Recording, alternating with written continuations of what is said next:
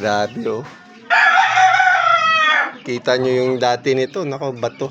Ayan, so nag-video po tayo dahil yan. Nilipat na natin yung mga sisiw sa lupa. Ay, nakita na po natin mahaba na yung pakpak nila. Pwede na po silang yan.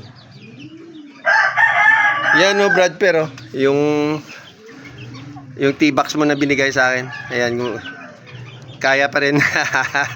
Laban pa rin siya. So yan. So yung pinishare pala natin na yun, ano yun, yung mga bloodline nun galing kay Brad Perquanson. Salamat pre ha. Yun pa yung mga sa ano pa pre, yung mga nauna mong binigay na mga GB pa, na mga first batch ko na, hindi naman first batch, siguro second, third. Basta, yun. Yung mga dati ko pang mga nilalaro na mga, yung mga magulatan nun, yun yung mga bigay mo na may mga ano, na yung una ba? Or basta yung 11 piraso na mga breeders, yun na yung mga isa sa mga anak nun. So, meron tayong isa doon na, kung naalala mo Brad, yung sa, ano mo ba yun? Yung sa puti. Kalimutan ko yung bloodline. Tsaka sa wedding, sa Hopkins ata yun. O, Hopkins na pula, sa Biberman na puti. Yung nilabas checkered, yun lang yung isang ibon natin na nakarating ng Tacloban. Pero hanggang ngayon di pa nakakawi. So, meron na, yung pinakamalayo nating nabitaw is Tacloban na rin. So, yan, no? Chicken talk sa pigeon. Pigeon talk sa chicken. Yan. So, continuation na lang. Kasi the chicken speaks for itself naman eh. So, alam nyo naman po kung anong style ng manok na gusto natin. Yung malaro talaga. May, yung nag-iisip. Yung alam niya kung ano yung ginagawa niya. Yun yung po yung sa ano. Kaya nagustuhan po natin at in-idolize yung RKG Game Farm na mga manok. Dahil yun po yung mga nagustuhan natin na. Besides po na sa kumpare ko yun at kaklase at kaibigan. Is yun nga. Kumbaga ito na yung pinaka okay.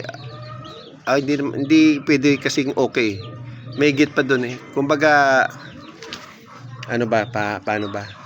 Accessible siya kasi, tapos siyempre wala naman ako resources. So laking ano talaga, laking blessing. Thank you talaga sa mga taong sumusuporta sa atin. Yan, tulad ni Brad Per, isa na rin yan.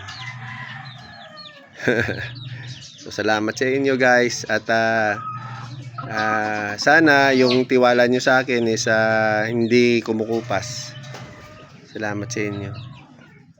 Yun, so anyways, nasa next tawid dagat na pala tayo sa ibon natin. So it's February 18 na ata ngayon. 19 na nga. Yes, February 19 na tayo ngayon. Na-check. Line! Bang! Dali So yun, tama nga, 19 nga. So ayan. Saan na ba yun? Ito. Yan, i-reload natin. Tama tayo, 19 nga. Ayan. Todo pakain natin ngayon dyan, no? Dami eh. Mantusawa siya dyan. Ito din, no? Mantusawa siya dyan. Mantusawa sila. Ayan. Sana wag umitlog. Sana next week lang siya umitlog. Wag lang ngayon.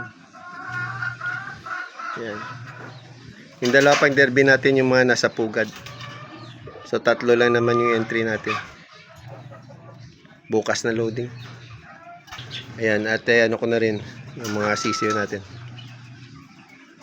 So nasa sisiyo pa lang tayo nagpapakain tsaka sa mga kinokondisyon natin. So manok na tayo, tapos kalapati. So anong oras pa lang, ang dami nang gagawin. Kaya yan.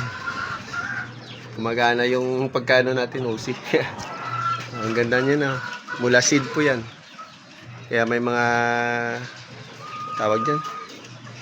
May mga sa amin tunok eh. May mga ano tawag nyo dito. Yan.